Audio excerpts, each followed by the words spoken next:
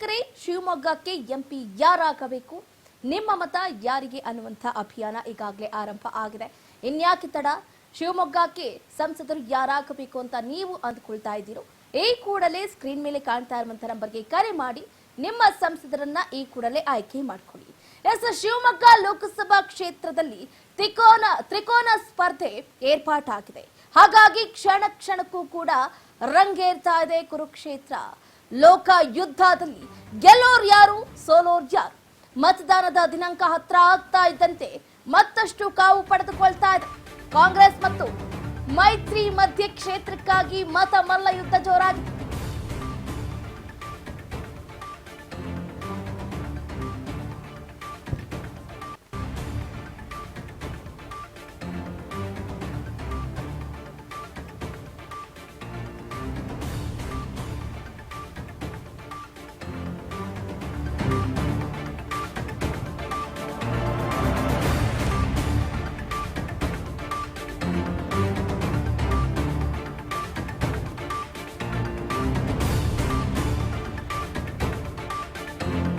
ಕ್ಷಣ ಕ್ಷಣಕ್ಕೂ ರಂಗೇರ್ತಾ ಇದೆ ಲೋಕ ಕುರುಕ್ಷೇತ್ರ.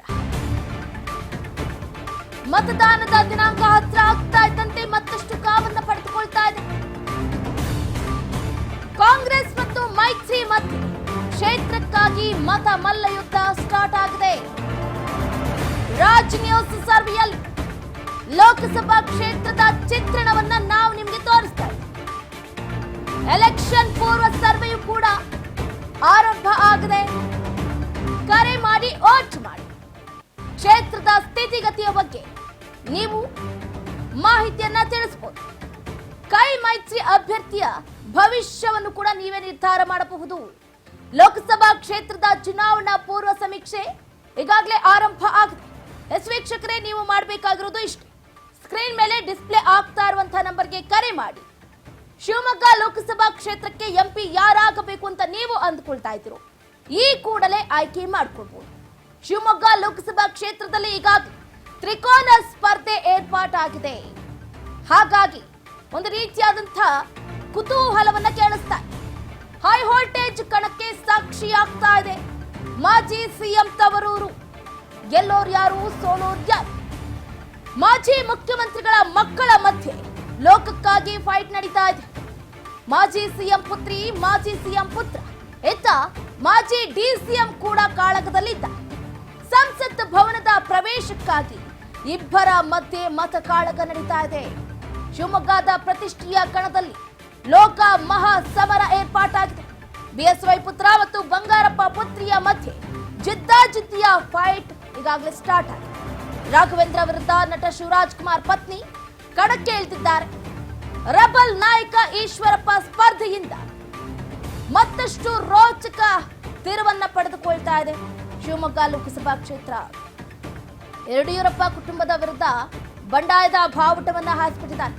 ಯಾಕಂತ ಗೊತ್ತಿದೆ, ಹಾವೇರಿ ಲೋಕಸಭಾ ಕ್ಷೇತ್ರದಿಂದ ಟಿಕೆಟ್ ಎಕ್ಸ್ಪೆಕ್ಟೇಷನ್ ಇಟ್ಕೊಂಡಿದ್ರು.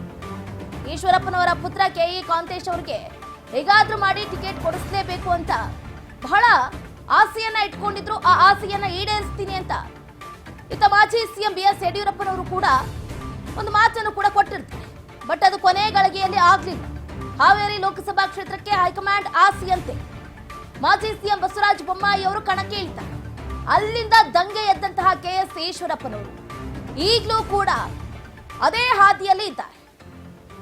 ಎಲ್ಲಿ ನನ್ನ ಮಗನಿಗೆ ಟಿಕೆಟ್ ಮಿಸ್ ಆಯ್ತು, ಅದೇ ನೋವನ್ನ ಬಿಎಸ್ ಯಡಿಯೂರಪ್ಪನವ್ರಿಗೂ ಕೂಡ ಕೊಡಬೇಕು ಅನ್ನುವಂತ ನಿಟ್ಟಲ್ಲಿ ಸೆಟೆದು ನಿಂತಿದ್ದಾರೆ. ಶಿವಮೊಗ್ಗ ಲೋಕಸಭಾ ಕ್ಷೇತ್ರದಿಂದ ಪಕ್ಷೇತರ ಅಭ್ಯರ್ಥಿಯಾಗಿ ಸ್ಪರ್ಧೆಯನ್ನ ಮಾಡ್ತಾ ಇದ್ದಾರೆ ಕೆಎಸ್ ಈಶ್ವರಪ್ಪನವರು. ಗಮನಿಸ್ತಾ ಇದ್ರ ಮಾಜಿ ಸಿಎಂ ಪುತ್ರ ಬಿವೈ ರಾಘವೇಂದ್ರ, ಮಾಜಿ ಸಿಎಂ ಪುತ್ರಿ ಗೀತಾ ಶಿವರಾಜ್ ಕುಮಾರ್, ಇತ್ತ ಮಾಜಿ ಡಿಸಿಎಂ ಕೆಎಸ್ ಈಶ್ವರಪ್ಪ. ಮೂವರ ನಡುವೆ ಗೆಲುವು ಯಾರಿಗೆ, ಸೋಲು ಯಾರಿಗೆ? ಈ ತ್ರಿಕೋನ ಸ್ಪರ್ಧೆಯಿಂದ ಕಾಂಗ್ರೆಸ್ಗೆ ಇಲ್ಲಿ ಲಾಭ ಆಗ್ತಾ ಇರುವುದಂತೂ ಕನ್ಫರ್ಮ್. ಯಾವುದೇ ರೀತಿಯಾದಂಥ ಡೌಟ್ ಇಲ್ಲ. ಇಬ್ಬರ ಜಗಳ, ಮೂರನೇವರಿಗೆ ಲಾಭ ಅನ್ನೋದು ಇಲ್ಲಿ ಗೊತ್ತಾಗ್ತಾ ಇದೆ. ಕೆಎಸ್ ಈಶ್ವರಪ್ಪ ಯಾವಾಗ ತಮ್ಮ ಮಗನಿಗೆ ಟಿಕೆಟ್ ಮಿಸ್ ಆಯ್ತು, ಅಫ್ಕೋರ್ಸ್ ನಾನು ಅನುಭವಿಸಿರೋ ನೋವು ಬಿಎಸ್ ಯಡಿಯೂರಪ್ಪನವರು ಕೂಡ ಅನುಭವಿಸಬೇಕು. ಇಲ್ಲಿ ಬಿವೈ ರಾಘವೇಂದ್ರ ಅವರನ್ನ ಸೋಲಿಸಿದ್ರೆ ಆ ನೋವು ಏನು ಅನ್ನೋದು ಗೊತ್ತಾಗಬೇಕು ಅನ್ನುವಂಥ ನಿಟ್ಟಲ್ಲಿ ತಂದೆ ಮಕ್ಕಳಿಗೆ ಬುದ್ಧಿಯನ್ನ ಕಲಿಸೋದಕ್ಕೆ ನೇರವಾಗಿ ಶಿವಮೊಗ್ಗ ಲೋಕಸಭಾ ಕ್ಷೇತ್ರವನ್ನೇ ಆಯ್ಕೆ ಮಾಡಿಕೊಂಡಿರೋದು ಒಂದು ರೀತಿಯಾಗಿ ಕುತೂಹಲವನ್ನ ಕೇಳಿಸ್ತಾ ಇದೆ. ಇತ್ತ ಬಿಜೆಪಿ ನಾಯಕರು ಕೂಡ ಡೆಡ್ಲೈನ್ ಕೊಟ್ಟಿದ್ದಾರೆ ಕೆಎಸ್ ಈಶ್ವರಪ್ಪನವರಿಗೆ. ಈ ರೀತಿಯಾದಂತಹ ಸ್ಪರ್ಧೆ ಬೇಡವೇ ಬೇಡ, ಬಂಡಾಯ ಅಭ್ಯರ್ಥಿಯಾಗಿ ಸ್ಪರ್ಧೆಯನ್ನ ಮಾಡ್ತಾ ಇದ್ದೀರಾ, ಇದು ಅವಶ್ಯಕತೆ ಇಲ್ಲ, ನಿಮಗೆ ಬೇಕಾದ್ರೆ ಉತ್ತಮವಾದಂತಹ ಸ್ಥಾನಮಾನವನ್ನ ಕೊಡ್ತೀವಿ ಕೆಎಸ್ ಈಶ್ವರಪ್ಪನವರೇ, ದಯವಿಟ್ಟು ನಾಮಪತ್ರವನ್ನ ಹಿಂಪಡಿರಿ ಅಂತ ಕೂಡ ಹೇಳಿದೆ. ಅದಕ್ಕೆ ಒಂದು ಡೆಡ್ಲೈನ್ ಕೂಡ ಕೊಟ್ಟಿದೆ. 19ನೇ ತಾರೀಕು ಇಲ್ಲಾಂದ್ರೆ 21ನೇ ತಾರೀಕು ಒಳಗಡೆ ಕೆಎಸ್ ಈಶ್ವರಪ್ಪನವರು ನಾಮಪತ್ರವನ್ನ ಹಿಂಪಡಿಬೇಕು ಅಂತ ಹೇಳಿದೆ. ಇಫ್ ಇನ್ ಕೇಸ್ ಏನಾದ್ರೂ ಕೆಎಸ್ ಈಶ್ವರಪ್ಪನವರು ನಾಮಪತ್ರವನ್ನ ಹಿಂಪಡೆಯದೆ ಬಂಡಾಯ ಅಭ್ಯರ್ಥಿಯಾಗಿ ಸ್ಪರ್ಧೆಯನ್ನ ಮಾಡಿದ್ರು ಅಂತ ಇಟ್ಕೊಂಡ್ರೆ ಅವರನ್ನ ಬಿಜೆಪಿಯಿಂದ ಉಚ್ಚಾಟನೆ ಮಾಡೋದಕ್ಕೂ ಕೂಡ ಬಿಜೆಪಿ ಈಗಾಗಲೇ ನಿರ್ಧಾರವನ್ನ ಕೈಗೊಂಡಿದೆ. ಇದರ ನಡುವೆ ಕೆಎಸ್ ಈಶ್ವರಪ್ಪನವರು ಒಂದು ಕಡೆ ಬಿಜೆಪಿಯ ಸಪೋರ್ಟ್ ಇಲ್ಲದೆ ಹೇಗೆ ಸ್ಪರ್ಧೆಯನ್ನ ಮಾಡ್ತಾರೆ ಅನ್ನುವಂತಹ ಪ್ರಶ್ನೆ ಉದ್ಭವ ಆಗ್ತಾ ಇದೆ. ಈಗಾಗಲೇ ಕೆಎಸ್ ಈಶ್ವರಪ್ಪನವರಿಗೆ ಆಗ್ತಾ ಇರುವಂತಹ ಅನ್ಯಾಯವನ್ನ ಕಂಡು ಶಿವಮೊಗ್ಗ ಜನತೆ ಈಗ ನೀವು ಇಲ್ಲಿ ಸ್ಪರ್ಧೆ ಮಾಡಿರೋದು ರೈಟ್ ಇದೆ, ನಾವು ನಿಮ್ಮನ್ನ ಗೆಲ್ಲಿಸ್ತೀವಿ, ಸ್ಪರ್ಧೆ ಮಾಡಿ ಅಂತ ಅಲ್ಲಿ ಕೂಡ ಉರಿದುಂಬಿಸ್ತಾ ಇದ್ದಾರೆ. ಕೆಎಸ್ ಈಶ್ವರಪ್ಪನವರು ಈಗ ಅಡ್ಡುಗೋಡೆ ಮೇಲೆ ದೀಪ ಇದ್ದಂಗೆ ಆ ಕಡೆ ಹೋಗ್ಬೇಕಾ ಅಥವಾ ಈ ಕಡೆ ಹೋಗ್ಬೇಕಾ, ಈ ರೀತಿಯಾದಂತಹ ಪರಿಸ್ಥಿತಿ ನಿರ್ಮಾಣ ಆಗಿದೆ. ಈ ಪರಿಸ್ಥಿತಿಯಿಂದ ಕಾಂಗ್ರೆಸ್ಗೆ ನಿಜಕ್ಕೂ ಕೂಡ ಲಾಭ ಆಗ್ತಾ ಇರೋದ್ರಲ್ಲಿ ಯಾವುದೇ ರೀತಿಯಾದಂತಹ ಡೌಟೇ ಇಲ್ಲ. ಕೊನೆ ಗಳಿಗೆಯಲ್ಲಿ ಏನಾದರೂ ಕೆಎಸ್ ಈಶ್ವರಪ್ಪನವರು ಸ್ಪರ್ಧೆಯಿಂದ ಹಿಂದೆ ಸರಿದ್ರೆ ಬಿಜೆಪಿಗೆ ಅಲ್ಲಿ ನಿಜಕ್ಕೂ ಲಾಭ ಅಂತಾನೆ ಹೇಳ್ಬೋದು. ಬಿಜೆಪಿಯ ಭದ್ರಕೋಟೆಯನ್ನ ಛಿದ್ರ ಮಾಡೋದಕ್ಕೆ ಸಾಧ್ಯನೇ ಇಲ್ಲ. 4ನೇ ಬಾರಿ ಈಗ ಸ್ಪರ್ಧೆಯನ್ನ ಮಾಡ್ತಾ ಇದ್ದಾರೆ BY ರಾಘವೇಂದ್ರ ಅವರು. ಸತತವಾಗಿ ಸಂಸದರಾಗಿ ಆಯ್ಕೆಯಾಗಿ ದೆಹಲಿಯ ಮೆಟ್ಟಿಲನ್ನ ಏರಿರುವಂತಹ BY ರಾಘವೇಂದ್ರ ಈ ಬಾರಿ ಏನಾಗಬಹುದು, ಅವರ ಭವಿಷ್ಯ ಏನಾಗುತ್ತೆ, ಅವರ ಭವಿಷ್ಯಕ್ಕೆ ಅಡ್ಡಲಾಗಿ ಇತ್ತ ಕೆಎಸ್ ಈಶ್ವರಪ್ಪನವರಿದ್ದಾರೆ. ತಂದೆ ಮಕ್ಕಳ ಜಗಳದಲ್ಲಿ ಕೆಎಸ್ ಈಶ್ವರಪ್ಪನವರ ಪರಿಸ್ಥಿತಿ ಏನಾಗುತ್ತೆ? ಒಟ್ಟಾರೆಯಾಗಿ ಈ ತ್ರಿಕೋನ ಸ್ಪರ್ಧೆಯಲ್ಲಿ ಶಿವಮೊಗ್ಗ ಲೋಕಸಭಾ ಕ್ಷೇತ್ರ ಬಹಳ ಪೀಕ್ ಅನ್ನ ಪಡೆದುಕೊಳ್ತಾ ಇದೆ. ಇತ್ತ ದೆಹಲಿಯ ದಂಡನಾಯಕರು ಕೂಡ ಕೆಎಸ್ ಈಶ್ವರಪ್ಪನವರಿಗೆ ಪದೇ ಪದೇ ಹೇಳ್ತಾ ಇದ್ದಾರೆ, ಆಗಿದ್ದಾಗಿದೆ, ನಾವು ನಿಮ್ಗೆ ಮನವಿ ಮಾಡ್ತೀವಿ, ದೆಹಲಿಯಲ್ಲೇ ನಿಮ್ಗೆ ಉತ್ತಮ ಸ್ಥಾನಮಾನವನ್ನು ಕೂಡ ಕೊಡ್ತೀವಿ, ಸ್ಪರ್ಧೆಯಿಂದ ಹಿಂಸರಿರಿ, ನಾಮಪತ್ರವನ್ನ ಹಿಂಪಡಿರಿ ಅಂತಾನು ಕೂಡ ಹೇಳ್ತಿದ್ದಾರೆ. ಬಟ್ ಇದ್ಯಾವುದಕ್ಕೂ ಕೂಡ ಕೆಎಸ್ ಈಶ್ವರಪ್ಪನವರು ಬಗ್ತಾ ಇಲ್ಲ. ಹಾಗಾಗಿನೇ ಡೆಡ್ಲೈನ್ ಕೂಡ ಫಿಕ್ಸ್ ಮಾಡಿದ್ದಾರೆ. ನಾಳೆ ಅಥವಾ 21ನೇ ತಾರೀಕು ಕೆಎಸ್ ಈಶ್ವರಪ್ಪನವರು ನಾಮಪತ್ರವನ್ನ ಹಿಂಪಡಿಬೇಕಾಗಿದೆ. ಒಟ್ಟಾರೆಯಾಗಿ ಮಾಜಿ ಮುಖ್ಯಮಂತ್ರಿಗಳ ಪುತ್ರ ಪುತ್ರಿಯ ನಡುವೆ ಮಾಜಿ ಉಪಮುಖ್ಯಮಂತ್ರಿಯ ಎಂಟ್ರಿ ಶಿವಮೊಗ್ಗ ಲೋಕಸಭಾ ಕ್ಷೇತ್ರದಲ್ಲಿ ಆಗಿರುವಂಥದ್ದು. 8 ವಿಧಾನಸಭಾ ಕ್ಷೇತ್ರದಲ್ಲಿ ಆಲ್ಮೋಸ್ಟ್ ಆಲ್ ಬಿಜೆಪಿಯ ಭದ್ರಕೋಟೆಯಲ್ಲಿ ಕಾಂಗ್ರೆಸ್ನ ಆಟ ಸ್ವಲ್ಪ ಕೊಂಚ ಕ್ಷೀಣಿಸಬಹುದು.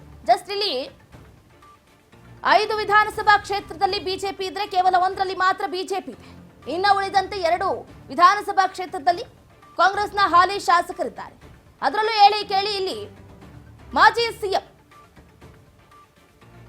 ಗೀತಾ ಶಿವರಾಜ್ ಕುಮಾರ್ ಅವರು ಕಣದಲ್ಲಿದ್ದಾರೆ. ಕನ್ನಡ ಚಿತ್ರರಂಗದ ಮೇರು ನಟ ಶಿವರಾಜ್ ಕುಮಾರ್ ಅವರ ಪತ್ನಿ ಲಕ್ಷಾಂತರ ಅಭಿಮಾನಿಗಳನ್ನ ಹೊಂದಿದ್ದಾರೆ. ಅವರೀಗ ಕಣದಲ್ಲಿ ಇದ್ದಾರೆ. ನೋಡ್ಬೇಕಾಗುತ್ತೆ ಏನು ಎತ್ತ ಅಂತ. 2019ರಲ್ಲಿ ಹಾಗಾದ್ರೆ ಏನಾಗಿತ್ತು? ಹಾಲಿ ಸಂಸದ BY ರಾಘವೇಂದ್ರ ಅವರ ಎದುರಾಳಿಯಾಗಿ ಯಾರು ಸ್ಪರ್ಧೆಯನ್ನ ಮಾಡಿದ್ರು, ಎಷ್ಟು ಮತಗಳ ಅಂತರದಿಂದ ಸೋಲನ್ನ ಕಂಡಿದ್ರು ಅಂತ ಗಮನಿಸ್ತಾ ಇದೆ.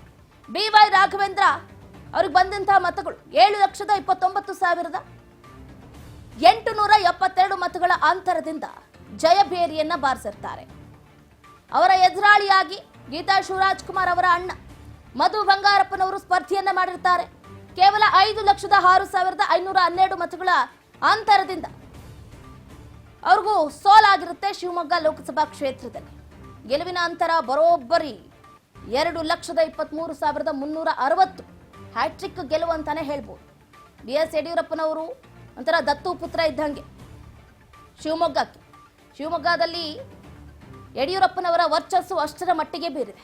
ಯಡಿಯೂರಪ್ಪ ಅಂದ್ರೆ ಶಿವಮೊಗ್ಗ ಅಂದ್ರೆ ಯಡಿಯೂರಪ್ಪ ಹಾಗಾಗಿ ಯಡಿಯೂರಪ್ಪನವರ ಭದ್ರಕೋಟೆಯಲ್ಲಿ ಇಲ್ಲಿವರೆಗೂ ಕೂಡ ಹೈ ಲೀಡಿಂಗ್ ನಲ್ಲಿ ಗೆದ್ದವರು ಅಂತಂದ್ರೆ BY ರಾಘವೇಂದ್ರ ಅವರು 2 ಲಕ್ಷ ಮತಗಳ ಅಂತರದಿಂದ ಮಧು ಬಂಗಾರಪ್ಪ ಅವರನ್ನ ಸೋಲಿಸಿದ್ದಾರೆ. ಮಧು ಬಂಗಾರಪ್ಪನವರು ಈಗ ಸಚಿವರಾಗಿದ್ದಾರೆ, ಉನ್ನತ ಸ್ಥಾನಮಾನದಲ್ಲಿದ್ದಾರೆ. ಬಟ್ ತಂಗಿಯನ್ನ ಈಗ ಈ ಬಾರಿ ನಾನು ಸಚಿವನಾಗಿದ್ದೀನಿ, ಶಿವಮೊಗ್ಗ ಲೋಕಸಭಾ ಕ್ಷೇತ್ರದಿಂದ ನಾನು ಸೋತಿದ್ದೆ, ಈ ಬಾರಿ ನೀನು ಗೆಲ್ಲಬೇಕು ಅಂತ ಗೀತಾ ಶಿವರಾಜ್ ಕುಮಾರ್ ಅವರನ್ನ ಕಣಕ್ಕೆ ಇಳಿಸಿದ್ದಾರೆ. ಬಟ್ ಅಣ್ಣನಿಂದ ಆಗದೆ ಇರೋದು ತಂಗಿಯಿಂದ ಆಗುತ್ತಾ ಅನ್ನುವಂಥ ಪ್ರಶ್ನೆಯೂ ಕೂಡ ಕೆಲವೊಂದ್ಸರಿ ಮೂಡುತ್ತೆ. ಮಾಜಿ ಸಿಎಂ ಪುತ್ರ ಮಧು ಬಂಗಾರಪ್ಪನವರೇ ಅಖಾಡದಲ್ಲಿದ್ದರೂ ಕೂಡ 2 ಲಕ್ಷ ಮತಗಳ ಅಂತರದಿಂದ ಸೋಲನ್ನ ಕಂಡಿರ್ತಾರೆ. ಬಟ್ ಇಲ್ಲಿ ಗೀತಾ ಶಿವರಾಜ್ ಕುಮಾರ್ ಅವರಿಗೆ ಹಿನ್ನೆಲೆ ಇದೆ. ಅಣ್ಣ ಸಚಿವ, ಇಲ್ಲಿ ಗಂಡ ಮೇರು ನಟ, ತಂದೆ ಮಾಜಿ ಸಿಎಂ.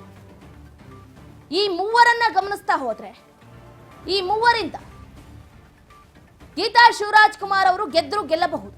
ಬಟ್ ಅಷ್ಟು ಸುಲಭವಾಗಿ BS ಯಡಿಯೂರಪ್ಪನವರು ಇದ್ಯಾವುದಕ್ಕೂ ಕೂಡ ಅವಕಾಶವನ್ನ ಕೊಡೋದಕ್ಕೆ ಸಾಧ್ಯನೇ ಇಲ್ಲ. ವರ್ಚಸ್ಸು ಅಷ್ಟಿದೆ. ಹೈ ವೋಲ್ಟೇಜ್ ಕಣದಲ್ಲಿ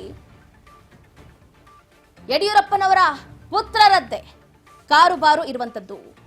ಶಿವಮೊಗ್ಗದ 2024ರ ಲೋಕಸಭಾ ಚುನಾವಣೆಯಲ್ಲಿ ಗೀತಾ ಶಿವರಾಜ್ ಕುಮಾರ್ ವಿರುದ್ಧ BY ರಾಘವೇಂದ್ರ ಅವರು ಕಣಕ್ಕಿಳಿದಿದ್ದಾರೆ.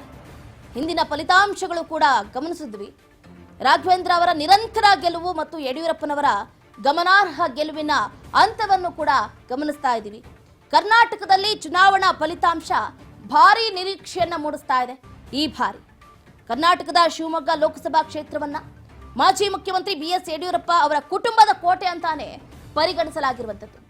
ಭದ್ರಕೋಟೆ, ಕುಟುಂಬದ ಕೋಟೆ ಅಂತಾನೆ ಪರಿಗಣಿಸಲಾಗಿದೆ ಶಿವಮೊಗ್ಗವನ್ನ. ಯಡಿಯೂರಪ್ಪನವರ ಪುತ್ರ BY ರಾಘವೇಂದ್ರ ಕ್ಷೇತ್ರವನ್ನ ಪ್ರತಿನಿಧಿಸ್ತಾ ಇದ್ದಾರೆ. 4ನೇ ಬಾರಿಗೆ ಗೆದ್ದು ದೆಹಲಿಯ ಗದ್ದುಗೆಯನ್ನ ಏರ್ಬೇಕು ಅಂತ BY ರಾಘವೇಂದ್ರ ಅವರು ಹವಣಿಸ್ತಾ ಇದ್ದಾರೆ. ಇತ್ತ ದಿವಂಗತ ಮಾಜಿ ಸಿಎಂ ಬಂಗಾರಪ್ಪನವರ ಪುತ್ರಿ ಹಾಗೂ ಕನ್ನಡದ super star doctor Shivaraj Kumar ಅವರ ಪತ್ನಿ ಗೀತಾ ಶಿವರಾಜ್ ಕುಮಾರ್ ಅವರನ್ನ ಕಾಂಗ್ರೆಸ್ ಕಣಕ್ಕೆ ಇಳಿಸಿರುವುದು ಎಲ್ಲೋ ಒಂದು ಕಡೆ ಪ್ಲಸ್ ಆಗುತ್ತೆ ಅನ್ನುವಂತ ನಿರೀಕ್ಷೆಯನ್ನ ಇಟ್ಕೊಂಡಿದೆ. ಇತ್ತ ಮಾಜಿ ಉಪಮುಖ್ಯಮಂತ್ರಿ ಮತ್ತು ಹಿರಿಯ ಬಿಜೆಪಿ ನಾಯಕ KS ಈಶ್ವರಪ್ಪ ಈಗಾಗಲೇ ಲೋಕಸಭಾ ಕ್ಷೇತ್ರದಲ್ಲಿ ಸ್ವತಂತ್ರ ಅಭ್ಯರ್ಥಿಯಾಗಿ ತಮ್ಮ ನಾಮಪತ್ರವನ್ನು ಕೂಡ ಸಲ್ಲಿಸಿಬಿಟ್ಟಿದ್ದಾರೆ. ಹಾಗಾಗಿ ಶಿವಮೊಗ್ಗ ಲೋಕಸಭಾ ಕ್ಷೇತ್ರ ತ್ರಿಕೋನ ಸ್ಪರ್ಧೆಯಾಗಿದೆ. ಈ ತ್ರಿಕೋನ ಸ್ಪರ್ಧೆಯಲ್ಲಿ ಯಾರು ಗೆಲ್ಲಬೇಕು, ಯಾರು ಸೋಲ್ಬೇಕು ಅನ್ನೋದು ನಿಜಕ್ಕೂ ಕೂಡ ಗೊತ್ತಾಗ್ತಾ ಇಲ್ಲ. ಬಟ್ ನೀವು ಮಾಡಬೇಕಾಗಿರೋದು ಇಷ್ಟೇ. ಶಿವಮೊಗ್ಗ ಲೋಕಸಭಾ ಕ್ಷೇತ್ರಕ್ಕೆ MP ಯಾರಾಗಬೇಕು ಅಂತ ನೀವು ಅಂದ್ಕೊಳ್ತಾ ಇದ್ದೀರೋ ಈ ಕೂಡಲೇ ಸ್ಕ್ರೀನ್ ಮೇಲೆ ಡಿಸ್ಪ್ಲೇ ಆಗ್ತಾ ಇರುವಂತಹ ನಂಬರ್ಗೆ ಕರೆ ಮಾಡಿ ನಿಮ್ಮ ಸಂಸದರನ್ನ ಈ ಕೂಡಲೇ ಆಯ್ಕೆ ಮಾಡಿ.